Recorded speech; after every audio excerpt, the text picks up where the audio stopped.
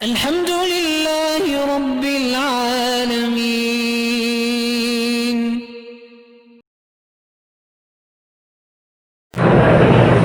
اگر جنگل سے ہم شہد اتار کے فروخت کریں کیوں نہ کریں جناب؟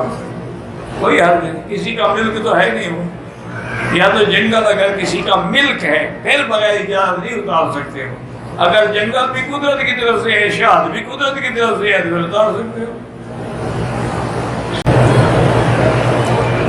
ایک مسلمان انسان کے پیے ہوئے جھوٹے پانی سے نماز کا وضو ہاں جی ہو سکتا ہے، جھوٹا پانی پینا تو سنت ہے، شفا ہے، سورۃ المؤمن شفا ہوں، حضور نے فرمایا مومن جو پانی پیے اور بچا ہوا اس میں شفا ہے۔ یہ تو انگریزوں نے بتایا ہے نا کہ نہیں خیال کرنا بیماری لگ جاتی ہے، اس لیے انہوں نے ماشاءاللہ گلاس بھی ڈسپوزیبل بنا دیے ہیں، پلیٹیں بھی ڈسپوزیبل ہیں کہ ایک دفعہ استعمال کرو پھینک دو، کیونکہ بار بار ایک دوسرے کی بیماریاں پتہ نہیں بیوی انہوں نے ڈسپوزیبل نہیں بنائی ہے بیماری۔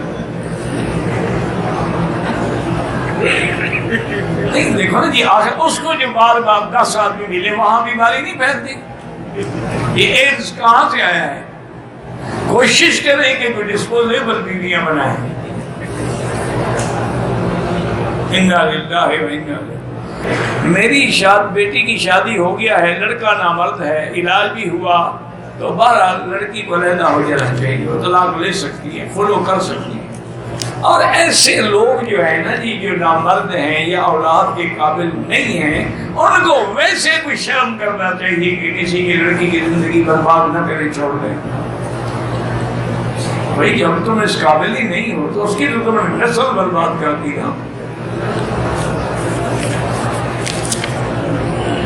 مکے میں لوگ بہت غصہ کرتے ہیں، جلال کی جگہ ہے نا، اللہ کا گھر ہے نا، مدینے والے ٹھنڈے ہیں، یہاں غصہ ہے تو ہوتا ہے، فطری بات ہے، یہاں جلال ہے وہاں جمال ہے۔